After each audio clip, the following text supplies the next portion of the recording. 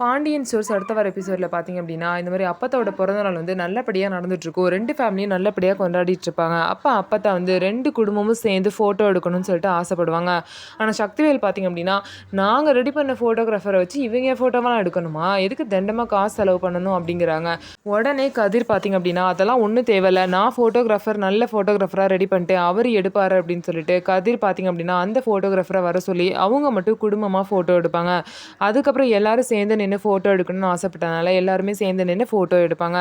அதுக்கப்புறம் பார்த்தீங்க அப்படின்னா, கதிர் வந்து ஒவ்வொரு சர்ப்ரைஸா ஓப்பன் பண்ணுவாரு. அப்பத்தாக்காக பார்த்தீங்க அப்படின்னா, தாத்தா எப்படி இருப்பாருன்னு சொல்லிட்டு ராஜு மூலியமா ஒரு ஆர்டிஸ்ட் கிட்ட சொல்லி, தாத்தாவ வரைஞ்சி, அத ஒரு பெரிய ஃபோட்டோவா வந்து தாத்தா ஃபோட்டோவா பாட்டிக்கு கிஃப்ட் பண்ணுவாங்க. இந்த ஃபோட்டோவ பார்த்த பாட்டி பார்த்தீங்கன்னா, ரொம்பவே வந்து சந்தோஷப்படுவாங்க. எல்லாரும் பார்த்தீங்க அப்படின்னா, தங்க நகை அது இதுன்னு கிஃப்ட் குடுத்தாலும், இந்த கிஃப்ட் தான் பாட்டிக்கு ரொம்பவே பிடிச்ச கிஃப்ட்டா இருக்கு. கதிர் இப்படி ஒரு சர்ப்ரைஸ் பண்ணுவான்னு சொல்லிட்டு யாருமே எதிர்பார்க்கல.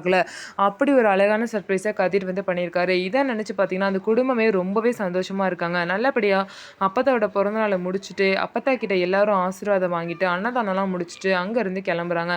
ஸோ நம்ம வீடியோ உங்களுக்கு பிடிச்சிருந்தா நம்ம வீடியோவ லைக் பண்ணிக்கோங்க. மறக்காம நம்மளோட சேனல சப்ஸ்கிரைப் பண்ணிட்டு பாருங்க.